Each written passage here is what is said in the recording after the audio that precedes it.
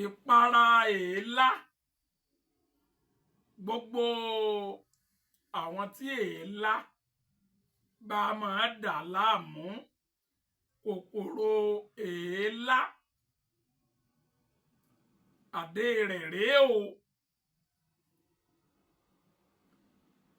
Gbogbo ẹni tí èélá bá ń dà láàmú, kó lọ wá gbòǹgbò ìnábìrì,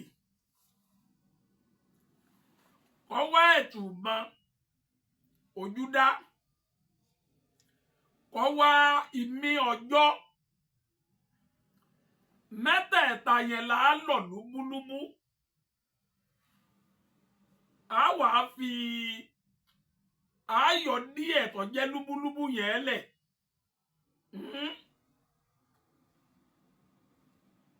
A tún yọ ìdá kan lẹ̀, a ta pín sí mẹ́ta. Ìdá kan ń bẹ, a fi omi ọsàn rẹ ni.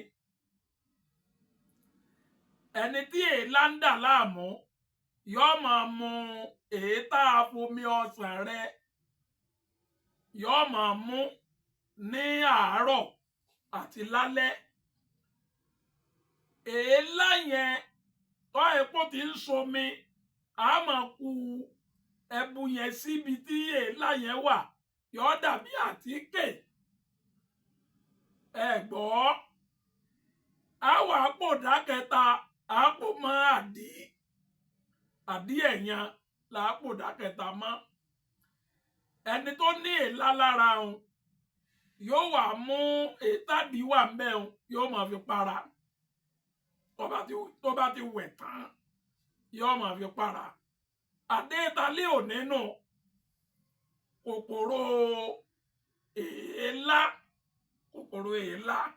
ìlàdé ìtàlẹ́ ò ní ṣẹ́ fún.